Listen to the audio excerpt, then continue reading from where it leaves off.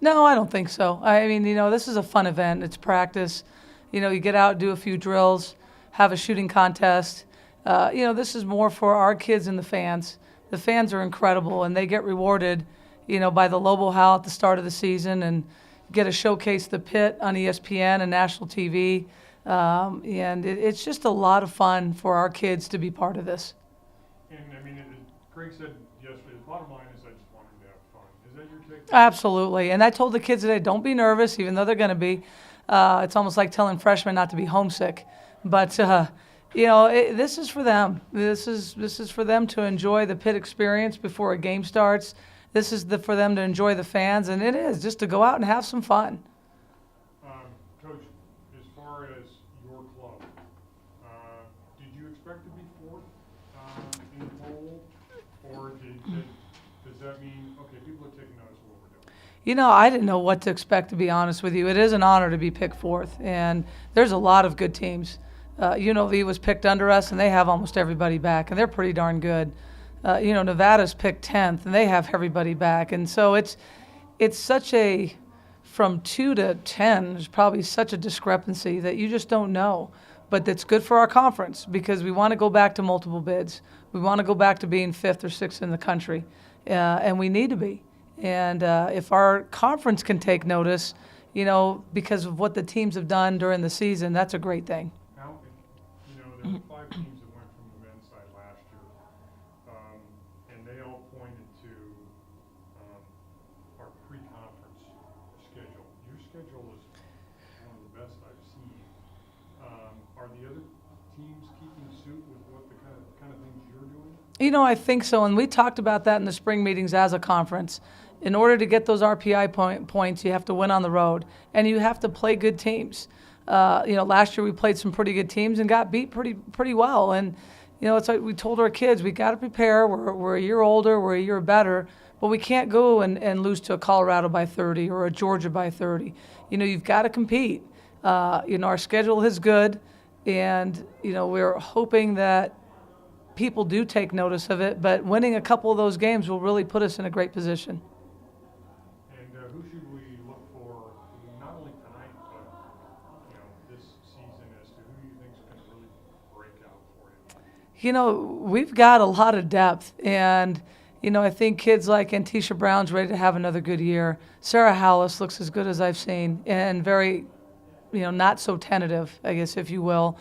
On the freshman side, we've got 4 freshmen or 5 freshmen that are going to get out there, with Marissa Perry being our walk-on, and they're going to bring some good things there. But I don't know if there's going to be 1 or 2 that emerge. I think as a team, we're so deep.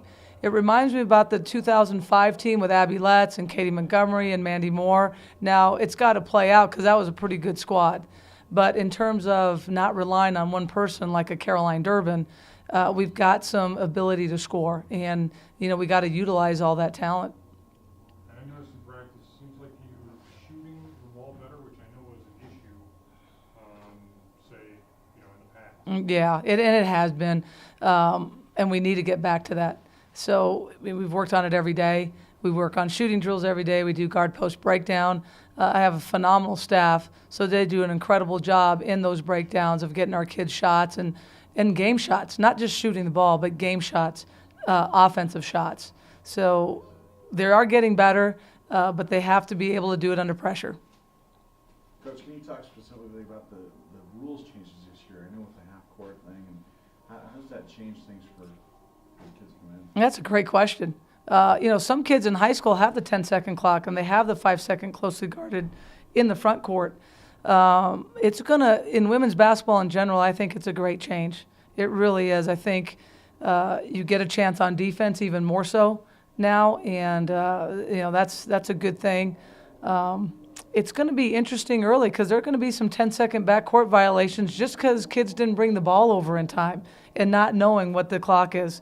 I'm sure teams are practicing it right now as we are, but I like the changes and I like what's come with women's basketball. Coach, are the rules the same? I know that I saw the ACC meeting day that Jim Boeheim made a comment.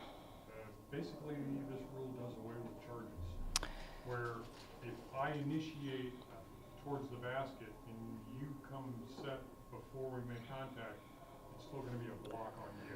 What's happening is, and you know, the men's game has had this. The women's game is really made a big push of physical play. People are just beating the heck out of each other.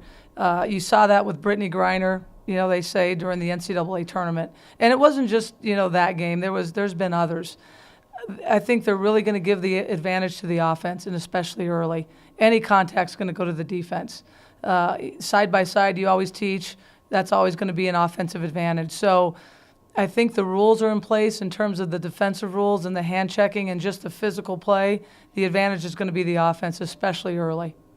Will this be difficult, you think, on the officials? It will be to call. Now, they always have the point of emphasis early, and then they do that, and then by the middle of the season, in the end, they call, you know, they go back. But I do think there's a huge emphasis, both in men's and women's basketball, to take away the physical play.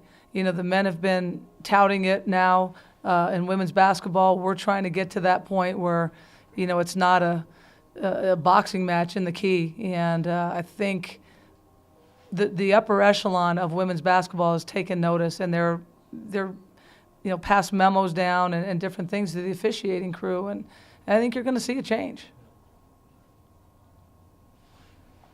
No words for Coach? Thanks, Coach. You're welcome, guys.